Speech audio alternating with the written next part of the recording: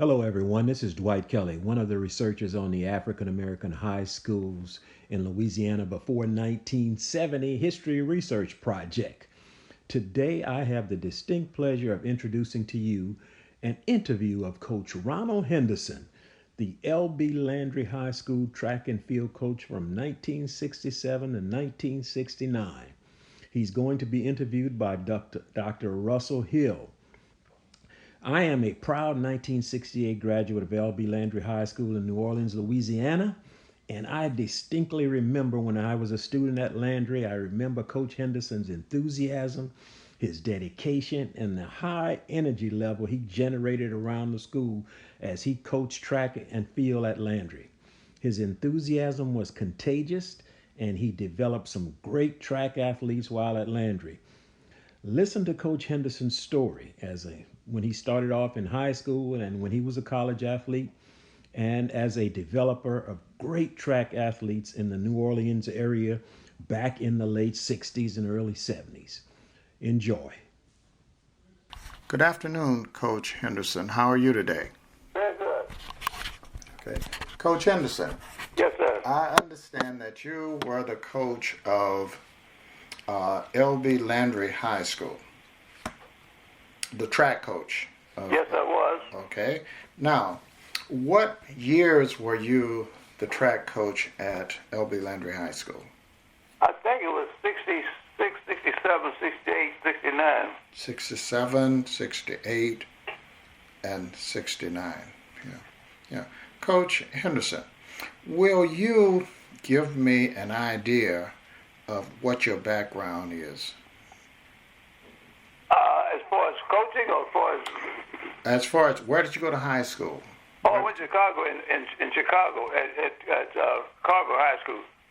But we didn't have a track team. We didn't have a facility. Nowhere in the project came out of Augill Gardens. So there was no track facility around, just wide open spaces. And a big field on the side of the high school and the elementary school. And it was about a 3-mile stretch around, all the way around the project was about 3 miles. Mm-hmm. And my first track uniform was my oldest brother's basketball uniform. I took the numbers off. And I took my second brother's track shoes, and that was when the track shoes the spikes were built into the shoes, so I had to take a file and file them.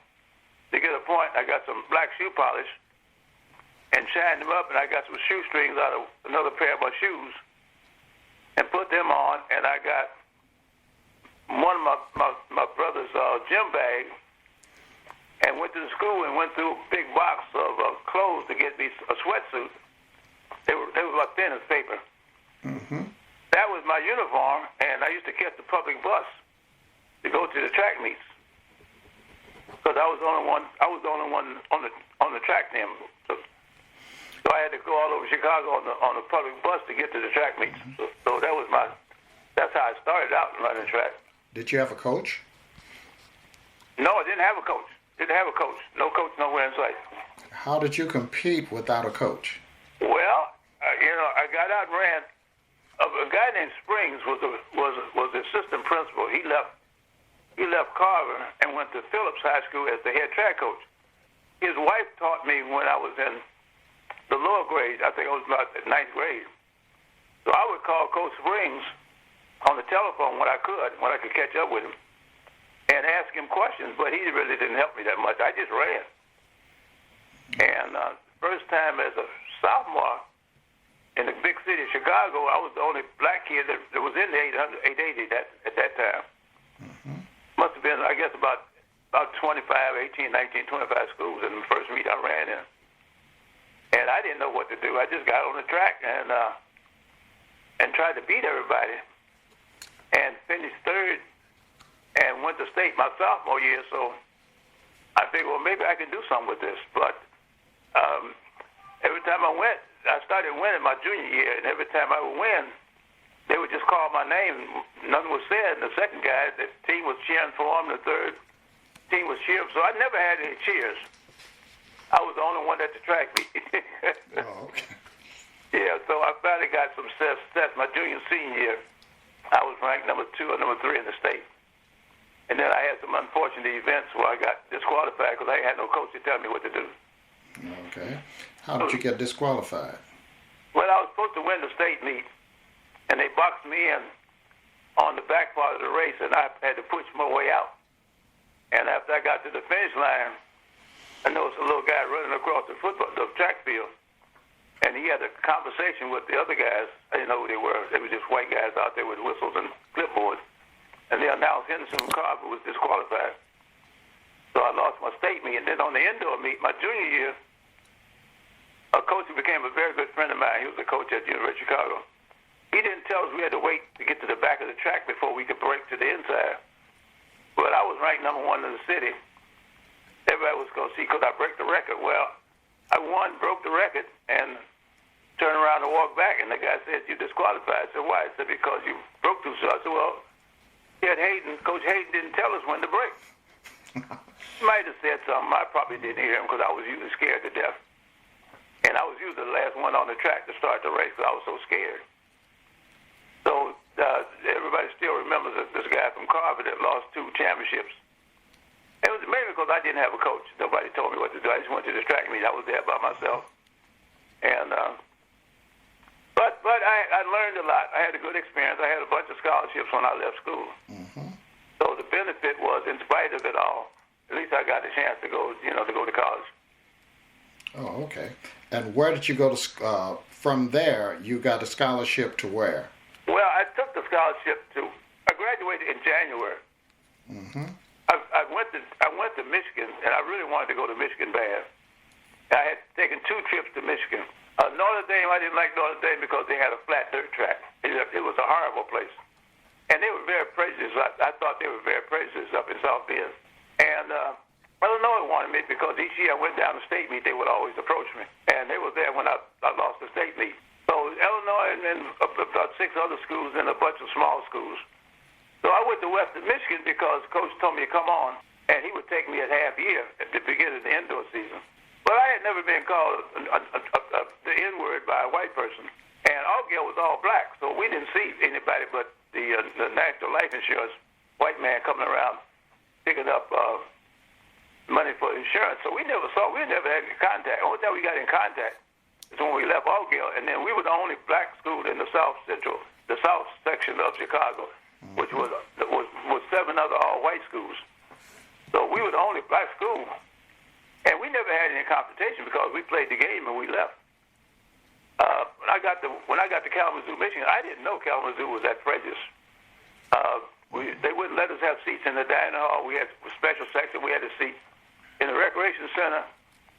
We could never get a seat because the white kids would always hold it and give it to another white person. In the dormitories, it was you could feel the prejudice. So I came up with the phrase that as a black athlete in Western Michigan, you need to wear your uniform to all the classes because they respect you when you got the athletic uniform on. But when you just had on regular clothes, you was just another Negro in the city. And we had to go across the railroad tracks to a little bitty YMCA. And the gym was about as big as your living room. And that's where we had all of our functions. Well, I almost completed the year, and about 2 weeks before school was out, I left. And I had to decide what I was going to do. But I left Western Michigan, and I went in the Air Force and came back out and went down to Dillard University. I was getting ready to go to Michigan State. I was already enrolled and ready to go up to Michigan State, and a bunch of guys got together and told me, "Man, come on, go south with us down there to Dillard in New Orleans." Mm-hmm.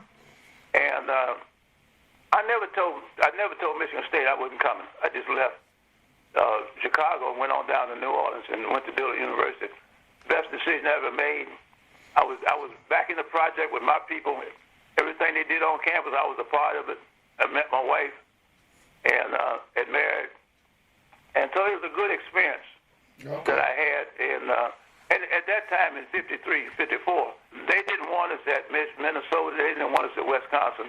Ohio State could take you, but, you didn't have to have grades to go to Ohio State. Indiana, you didn't have to have grades. Nebraska, most of the Big Ten didn't want black athletes at that time. Oh, okay. I think about 6 guys between 1951 and 56 got scholarships in track to the Big Ten schools. So you finished Dillard in 1954? No, in 1963. 1963. 1963, you finished at Dillard. Right. Okay. And were you a track star at Dillard at that time? Well, I was on the team. Once again, we really didn't have a coach. One of the football coaches was assigned, and I got lucky. I had the records in the 100, the 200, the 400, and 800, and qualified for the Olympics at all four of them. And then I broke the NEI record in the trials in '60, and didn't have anybody. There was no coach there, so I came out with lane 7 in the finals. And the guy from Murray State in Tennessee was in lane 8. He scratched. So that left me up top by myself. And I tell kids, that's why I'm so hard as a coach. At the 300 mark, I looked around, didn't see nobody, so I kind of slowed up a little bit and looked. And what I do that for? You never slow up in the last 100 meters of a 400 meters. That's right. And Bill Miller from Southern University, who was, I had never seen him before because he was always behind me, so he had never come anywhere close to me. But I couldn't catch him at the finish line, so okay. I didn't win. I should have won after breaking the record that night before. Oh, okay. So yeah, I was an athlete at Dillard. I ran for 2 years, and had to go take care of my family. So right. But yeah, I was an athlete at Dillard. Yeah. So you finished in 1963. 63, yeah. Okay, good. Where to from '63? Well, I stayed in New Orleans.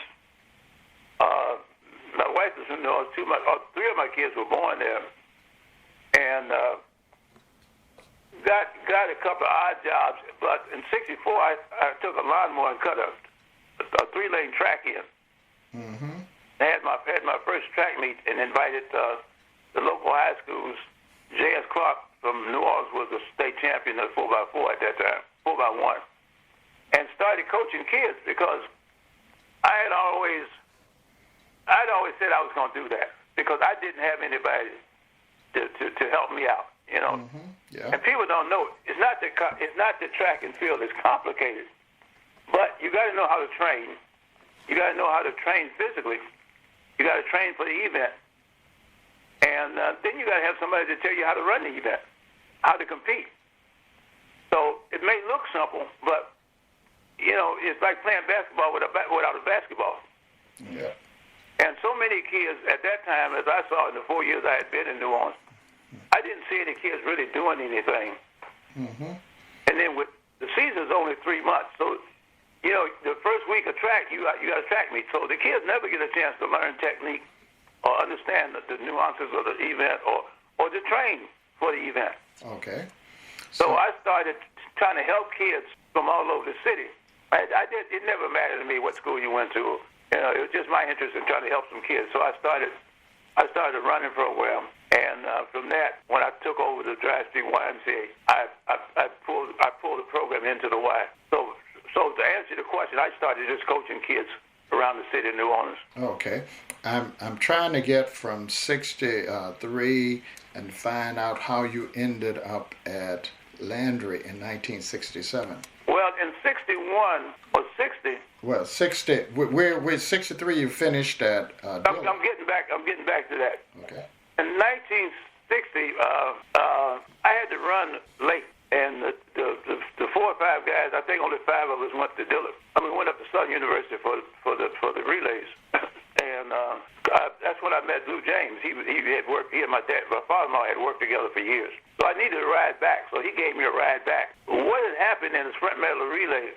A little bit of Dillard. We was about 200 meters behind in the sprint medley relay, and the back of that sprint medley relay was the half mile, and there was a kid in front of me, I guess about 200 meters in front of me, and everybody was saying, "You ain't gonna catch him." So I got lucky. I caught him and beat him, and as a result, that Mr. James came down and talked to me. So I got a ride back with him.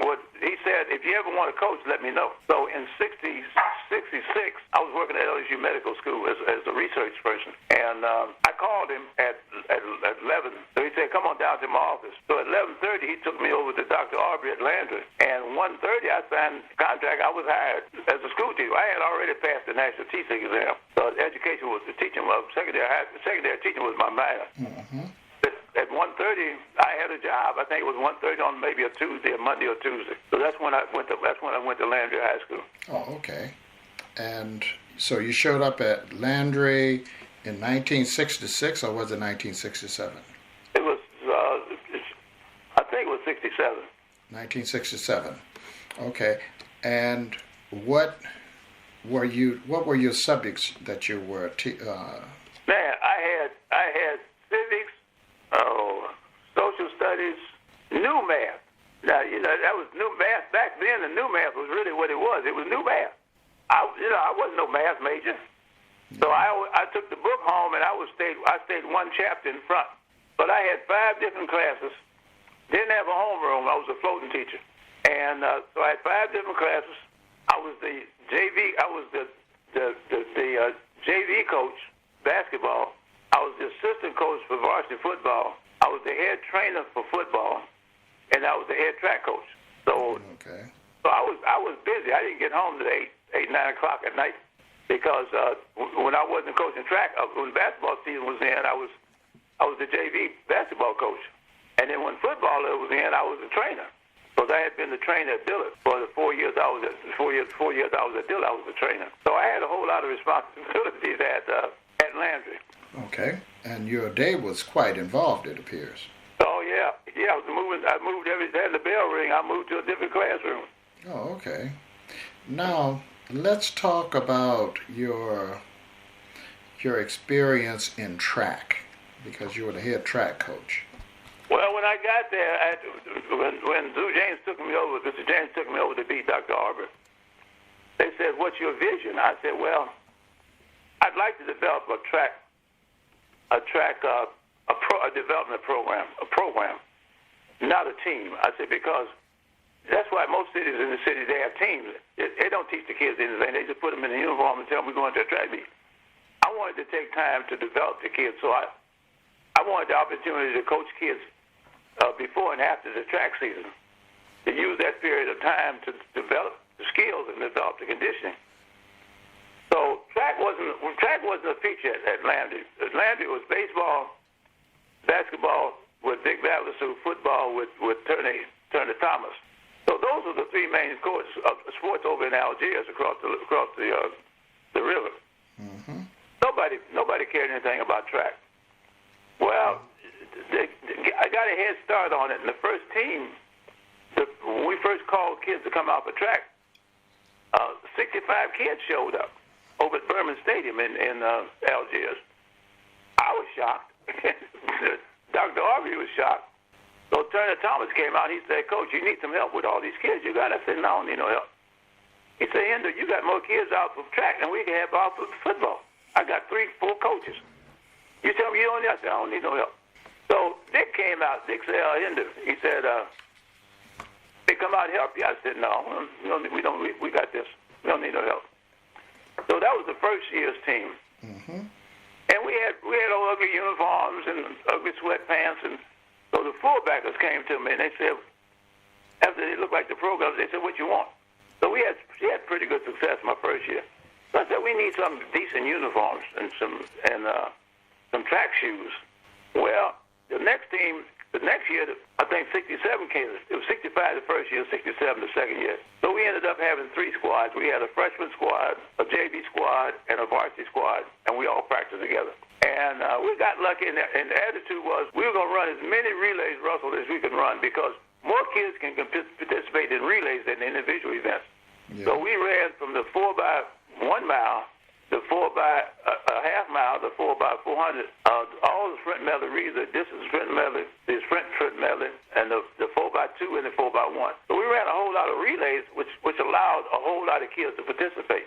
And for 3 years, we won more relays than anybody in the state because we ran every relay on the track. And that started the program. That really got the kids involved because kids like to run relays anyway. Okay. And then we had to, when it came down to the state and the region meet, I had to get some distance events, so I had to start. So we had a kid named Chapman who was getting ready to break the state record in the pole vault because we don't have a pole vault, and he broke his daggum leg playing football. But then we had one of the baseball players, Kirby Straw, that came out. and finished second in the high jump and the long jump. And then the great Charlie Anderson, the basketball player, he came out through the javelin for us. So every year before the region and the state, we would try to get down to a team attitude to try to score points. But the main emphasis of the program, Russell, was participation. Okay. Now, let's go to a scenic view of what happened. The first year you participated in the L.I.A.L.O, am I right? Okay. Now, let's say your first year. What meets did you attend? Well, we went to Nickel State 2 years in a row. So we went up to Nickel State, had a meet up there at Lake Charles. Oh, okay. Then we went to Opelousas. That was the relay carnival. Yeah, we went to the Pelican. I can't remember. Like I said, that's 60-something years ago. We went to about 4 relay events. Oh, okay. And we were kind of lucky the first 2 years, and then Cohen came up with a great team and started challenging us in the sprint relays. Scotlandville was always there in the distance relays, so we always had to fight Cohen Atlanta in some of the sprint events. But those are about the main ones. I think we went to about 6 relays a year for the 4 years I was there. I can't remember all of them. Oh, okay. Did you ever go up to Peabody for their relays? No, we never went to Peabody. There was always something at this end of the state. We didn't really go to the top of the end of the state. We tried to stay. We only went one time when we went up to Nichols, but it was a 7-8 hour ride up there and a 7-8 hour ride back. Yeah. And just wanted because you leave late at night in the morning, early in the morning to get there. Because we didn't have no hotel to stay overnight. And then immediately after the track meet, we had to get back on the buses and come all the way back. Now, Darby didn't tell me I couldn't go. But I didn't see the advantage to go way up there because the better competition was down in the lower part of the state. I mean, down around New Orleans, in that area. Okay. So there was really no incentive for us to go up there. We would meet those guys in the state meet, but they would come down. Some of them would have big teams. Was that J.S. Clark up in Booker T of Washington up in Shreveport? They had a team. J.S. Clark up in Opelousas, they had a team. There was a couple of teams that had teams, but for the most part, we would meet them somewhere at the state meet or somewhere. We didn't have to go way up there, so we never went up there. Okay. So did you go to the Regal relays at Scotlandville? We went 1 year. No, we went 2 years. Yeah, and Coach Barnes. We call him Booty Barnes. Booty Barnes didn't want us to come up there the second year. He told me to go someplace else because we wiped out he's the one. He won all the distance events, and we went up there and took all his trophies away from us. So he said you ain't invited. We went on anyway. Okay. Man, you're messing up my program because you come over here winning all the daggone relays. Okay. Now there was a relay at McKinley, the C.J. Gilliam relay. We never did run in that relay. I'm surprised we didn't. Well, at that time, they wiped out all the 4x1s and 4x2s, and they were decent in the 4x4. Mm-hmm. But I don't know why I didn't have the sprint team at that time. So I think for 2 years I didn't go up there because the feature events was the 100, the 200, and the 4x1, 4x2 relays. So we kind of dodged that. We went where we had a little bit more strength. We could win someplace else. So we didn't go up there. They stayed after me about bringing Landry up there because Landry had a pretty good following at that time. Okay. How did you do at the relay carnival, J.S. Clark, the J.S. Clark Relay Carnival? You mean in Opelousas? Yes, in Opelousas. Well, God gives you special people in your life, and Claude Paxton was one of those guys. I was crazy about Claude Paxton. Rod Milburn and I became very, very close. We spent a whole lot of time together. Spencer Thomas was one of the premier high school athletes from Carver in New Orleans, and he was a triple jumper, long jumper, and ranked 1 or 2 in the United States high school in the hurdle events. Well, Rod Milburn was ranked number 1, so it was number 1, number 2, Spencer, Rod Milburn, and Spencer. But Spencer would always get in trouble because he'd always go up to Rod Milburn and want to talk a lot of trash to him. So every time we would have him, Milburn would come to me and say, Hindu, go talk to Spencer. So they almost had a fight up there one time. They ran 13.5 on the grass to have the fastest time high school kids in the United States. But it wasn't, the grass wasn't certified, so they couldn't put it as an actual record. But yeah, we went up there. I'd love to go around Claude Paxton. I learned a whole lot from Coach Paxton. He was a great guy. We went for 3 years up there, and he never had relay teams. So we knew we could have our way when we went up there. So yeah, we went up there for 3 years. I was crazy about that. For us, that was a good event. Okay. Did you ever go to Beauregard Parish? That was a school, George Washington Carver of the. Oh, we never went down there. No, I think it was a AA school. Yeah, but they had a big meet there. No, we never went down there. I don't know why. We never went down there. Okay. Did you ever go to New Iberia? Jonas Henderson had a meet there. Never went there. Now, that's another interesting situation. I don't know what was on that weekend. Something was on that weekend to keep us from going down there.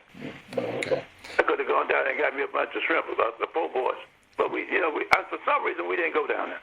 Okay. Did you ever compete against the guys from Park Avenue? Only Park Avenue had them L5, 4x1s and 4x2s. That was a hot sprint school.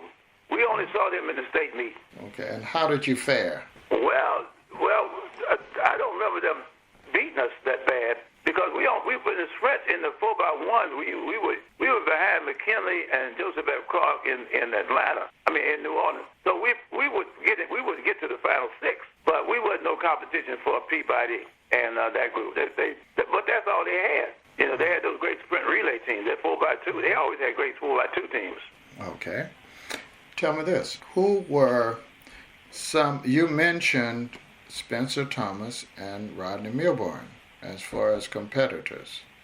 Well, how did you manage to be in the company of these guys? Because Spencer Thomas was at Carver of New Orleans and Rodney Milburn was from J.S. Clark of Opelousas. Well, Spencer was like he was the only kid that didn't come over and babysit. But Spencer was with me. But Spencer Thomas was probably with me 3 to 4 days a week during the summer. I saw him every day. Okay. And we put together a real strong friendship. We talked a whole lot. Spencer spent a lot of times with a lot of kids going to the playground. Spencer would go to the track, and I didn't know what was going on at home. He and his daddy didn't really get along. So Spencer didn't want to get in trouble. So instead of hanging on the street and running with the street guys, he would go to the track, and he'd work out all day. And that's where he spent the majority of his time to stay out of trouble. He would go to the track, and he would call me and tell me, "Coach, can you meet me out on the track?" So, and then when I took over the Y, Spencer stayed around me a lot. The story of Spencer is that this is a good example of USA.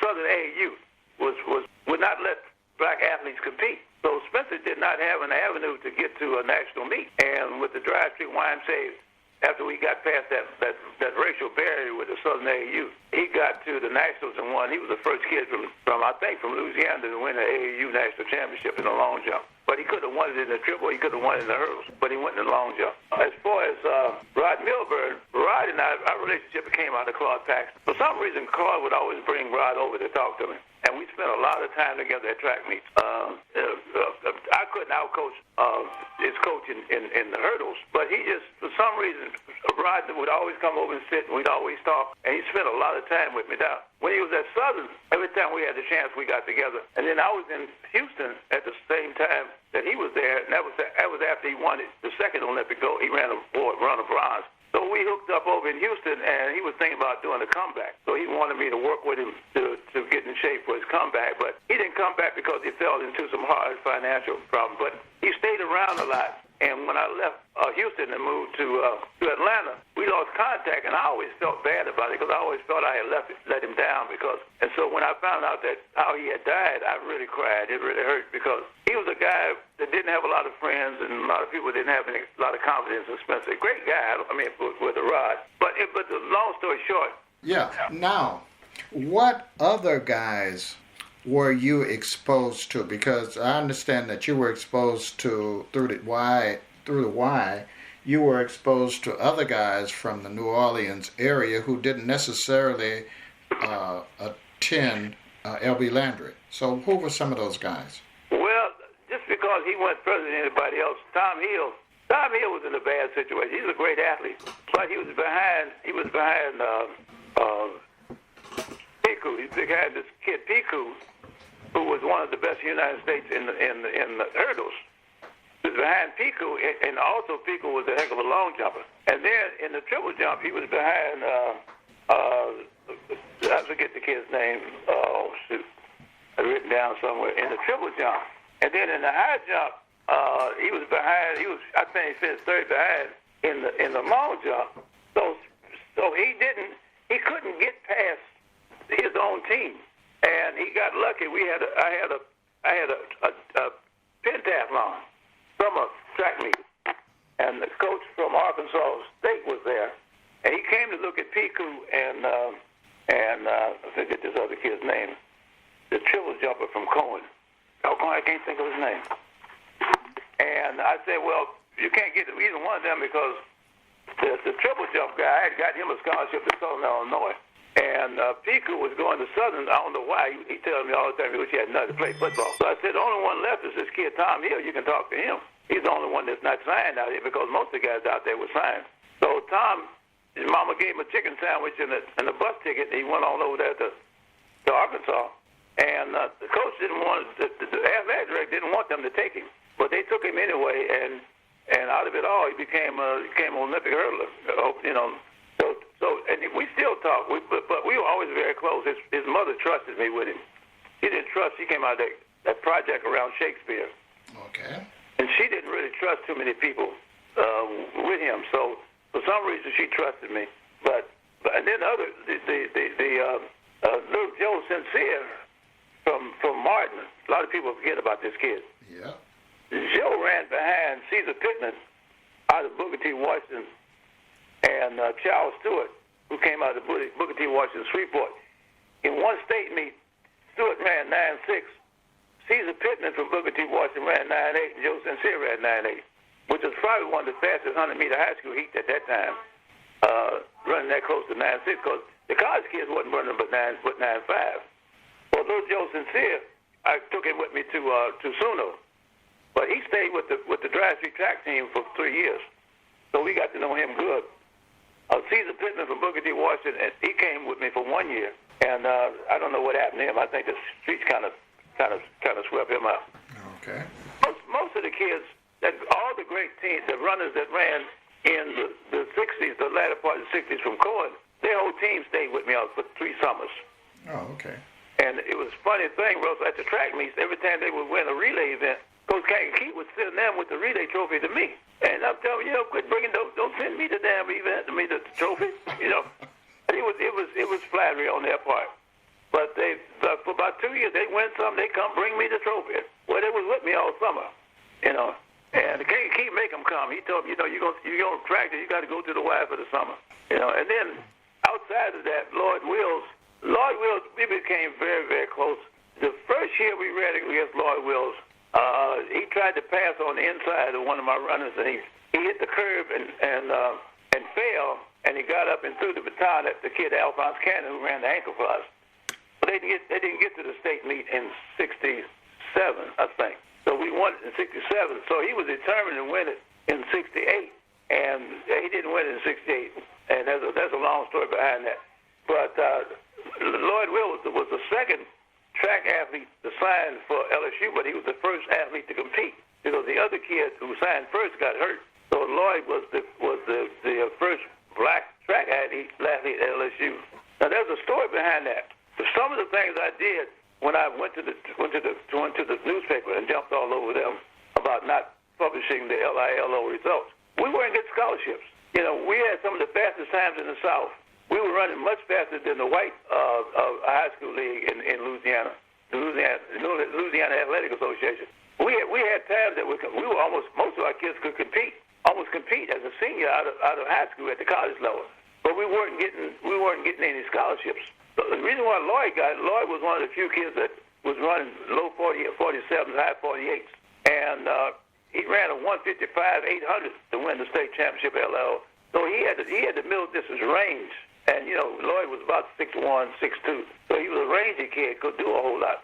Well, my concern was we weren't getting the scholarships. L.I.A.L.O was, nobody paid any attention to us. We couldn't get our kids in the newspaper. We couldn't get no write-ups. None of the big-time coaches came to our track meets. So Lloyd was the first one to come out. Kurt Clayton was the second one to come out. Kurt Clayton came out of Scotlandville, the great sprinter. Yeah. Yeah. Okay. And then there's other kids that after I left Landry, they moved on. I got to coach a couple of Olympic athletes, and I always had national teams and a whole lot of USA track and field youth kids. So track stayed with me for, I guess, until about 8-9 years ago, and I'm 85 now. So I guess I've moved away from at the national level. But I had 2 high school world champions, junior world champions. The story goes on, but I've been very blessed. Okay. Will you tell me? I know this is a very difficult question to ask you, but will you just call off some names of some of the track athletes at L.B. Landry with whom you were associated with? Wow, that's a thing now. That's a difficult one, I know. Timmy Johnson. We started running distances, and Timmy was a very quiet kid, didn't say that much, and didn't have any interest in football or basketball or baseball. Timmy was one of the first to win a state championship, won the mile state championship, and then Stanley Sylvester was another very quiet kid. He won the state 2-mile and the first cross-country championship. The funny story about Stanley Sylvester is we ran it on the levee, one of the levees. It was 2 miles or 3 miles. And we all had binoculars. All the coaches, we had binoculars. That's all we could follow. So one of the coaches said, Hindu, I think Sylvester is out of the race. He must hurt himself. You better get in your car. I said, why? He said, because we don't see him nowhere. We see the rest of the kids. We don't see him. And you better go check him. You might have turned his ankle or something. I said, no, he's all right. So they kept on telling me, Hindu, you better check on your kid. I said, no, he's all right. Well, what happened? Stanley must have been about 200 meters in front of the rest of the kids in the race. So when he came across the finish line, everybody then was using binoculars trying to find out where the other runners. Well, they must have been 5 or 6 blocks behind him. So that Israel Rose was another kid. He was a high school Rhodes Scholar kind of kid, very quiet, big kid, stood about 6'2", should have played football. He didn't want to play. Mama didn't want to play football. He ended up running one of the fastest times in the state. He ran 153 in high school, which was outstanding at the time. He got a full scholarship to go to Brown University. Well, you know about Charlie Anderson, the great basketball player, went to Grambling and got killed with a car. He's getting ready to go to the pros. Mm-hmm. Barry Stroyer should have gone to the pros in baseball. He's a hell of a baseball player as a catcher. But he had a couple of injuries, so he didn't go. There's a little guy they called Alphonse Cannon. Coach Hill up at Southern wanted him bad. He stood about 5'10". But that was a little demon. That's the one that Lloyd Wills was always worried about. Everybody in the state worried about Cannon. Alphonse must have had about 6 scholarships. And he didn't go to school. Alphonse went to the streets. I don't know what happened, but Alphonse is probably one of the best mental aptitude runners that I've. He would run consistently around 48 in the 400 meters, and the only one who could beat him in the state was Lloyd Wills. I think Alphonse finished second a couple of times in the state meet. One of the guys that impressed me that run for me is Joe Sincere. Ran over there at Martin. He was a little kid, and a lot of people didn't have a lot of respect for Joe, but you kind of had to respect it. Another kid is I'm missing a whole lot of names. It's Freddie Foley. Foley came out of the people want to know how we were getting these kids out of the cadre project to come across the river because that was out in the district, and they used to sit. The coach used to sit at the bridge and take pictures of those kids going across the bridge going to Landry. But Foley was a part of Nelson Langhart, who ended up being a terrific hurdler. Played Turner Thomas was crazy about his football because he had a bunch of football offers when he left school. But I mentioned those 2 names and because they came out the projects, and their parents had to sign a consent form I had to go to juvenile to get permission for them not to go to Cohen because we wanted to get them out of that environment. So it was about 6 of them. We got a chance for them to come over to Landry, and I'd mention those names. But out of about 70 runners, it's just hard to keep up with all those kids. I'm missing a whole lot of names. There was a kid called Ronald Ray Stewart, who's a minister, blind minister now. Ronald Ray was Ronnie Red. There's another kid who was one of the great runners. It was just a whole slew of them. That I'm looking at about 70 athletes, and I can't find all those names. But we were very fortunate that it was like all of a sudden the city got excited about track. Everybody wanted to run track. All the high schools started running track. The teams got bigger. It was a combination of the summer program. We got a lot of kids interested in the track. The kids, everything to do, they come out to Shakespeare or wherever I was, and they would come out there and we talk. and set up a program for them to train. And they knew they had privilege for me for the whole year during the track season. The kids would come to me during the track season and during the off season. Okay. Now, looking back on everything, what would you have done differently, or what would you have continued to do while you were coaching? I didn't have the. I haven't. Knowing what I know now, I would have developed a better relationship with the college coaches. Okay. Because we had the product. There was, in the state of Louisiana, we had the product. The L.I.A.L.O was. We weren't thinking at that level. We were just thinking. I don't think nobody really took track serious enough to want to go and reach out to the big colleges to try to get our kids in there. We had the products. We had the kids who could compete at the college level. So a part of my crusade was to get more recognition, and because fighting Southern AAU and fighting the Time-Picayune. So the Time-Picayune just would not give us any recognition. Nor it would not let us in the stadiums. All the stadiums were locked. The tracks were locked. We couldn't get in. Finally, I went to Skiro and finally got them to open up the daggone tracks and let the kids in because they were just sitting there during the summer. So I finally got the one up at the top of Claiborne by the water purification system. I finally got that one unlocked. And then I was talking to the coach of Tulane. I got to be good friends. Mm-hmm. They had the jumping pit. They had hurdles. I could get Spencer onto the track for some hurdles. So I talked to him, and he got me into the stadium over at Tulane. But the two things, better access to facilities so the kids could work out, better contact with the coaches in the South Beach region to get them scholarships, to get the coaches to come to us. They wouldn't come to our track meets. So, I would have liked to have gotten the college coaches to at least come to our state meets. Now, our relay carnivals, the white kids couldn't touch our relay carnivals. They couldn't compete. There were 2 or 3 relay carnivals that the LSUs and Mississippi States and McNeese and all of them, they should have been at those relay events to see these kids run. Because when you put it on paper, it's one thing, but when you come out and see these kids, it's a difference. So, and I think that's missing even now, that the colleges, we don't, as high school coaches, we don't reach out enough. They doing it now, but back then, we didn't reach out to help these kids get recruited. We didn't have film. I wish we could have filmed more kids and sent those films off. But we didn't have any film. It was like football and basketball. We just ran the track meet, and if you didn't see it in the newspaper, you didn't know the kids ran. So many kids went unnoticed in the state of Louisiana. I'm sure that when back in your days, there was no news reporter at your track meet. No, there wasn't. There was no TV person we know, but there was no radio or TV person at your track meet. And at every track meet, there's somebody that's a standout. But I wish, if I had to do it all over again, I would have fought another battle to get more exposure to these great athletes. I mean, Charles Stewart running that 9, Spencer running that jumping 48.9. I mean, that was a tremendous long jump back then. He was a 50-foot triple jumper. And then he and Milburn running 13 flat. Lloyd Wills running 47 quarters.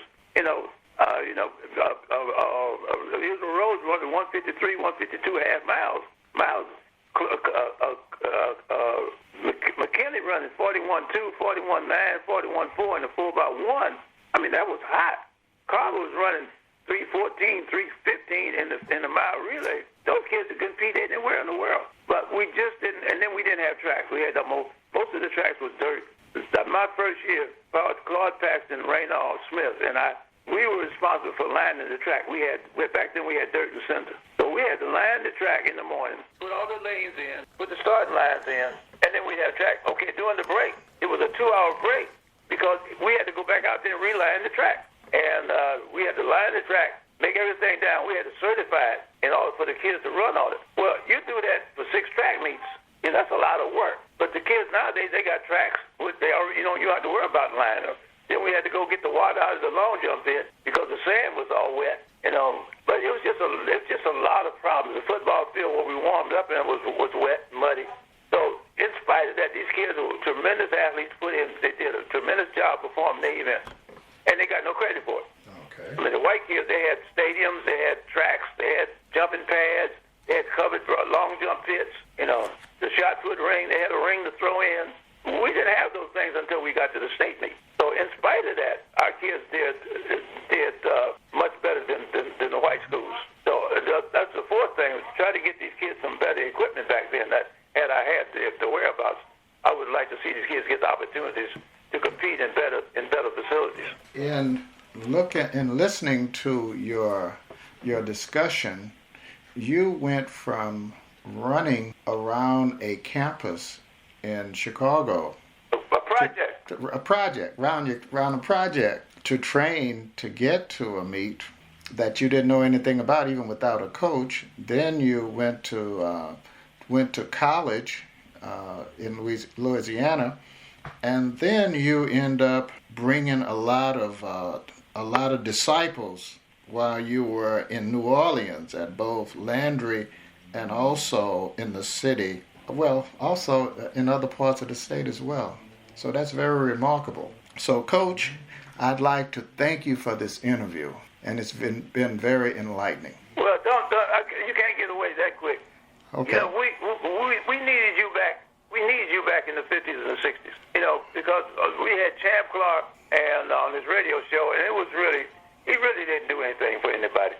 Jim Hall for Louisiana Week was the greatest thing we had, but his space was limited. He couldn't, you know, it was once a week they came out, so we couldn't get all them track meets into the Louisiana Weekly, so we probably didn't get none in.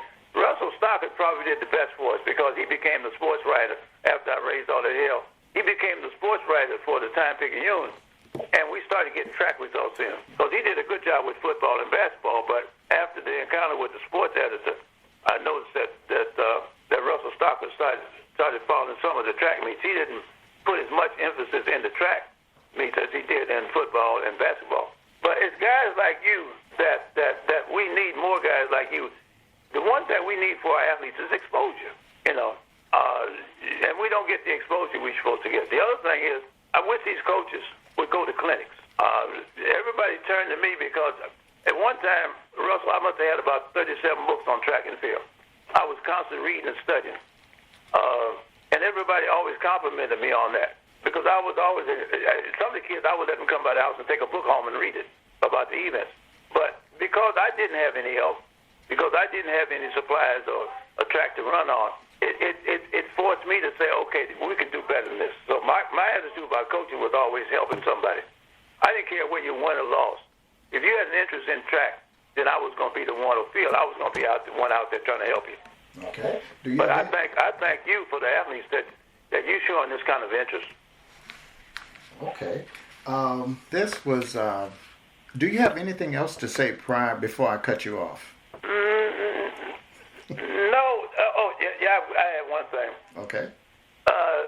It took me a long time to get over not making the Olympic team. I had a chance to make the Olympic team at the Air Force, at the All Air Force meet, and I had a heart murmur, and they wouldn't have cleared me to run in the trials.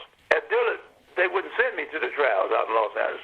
It took me a long time to get over that, but out of that I learned that in the United States, and I'm sorry I have to say this on your show, when you come home Monday morning for the Olympics, you got to go get yourself a job.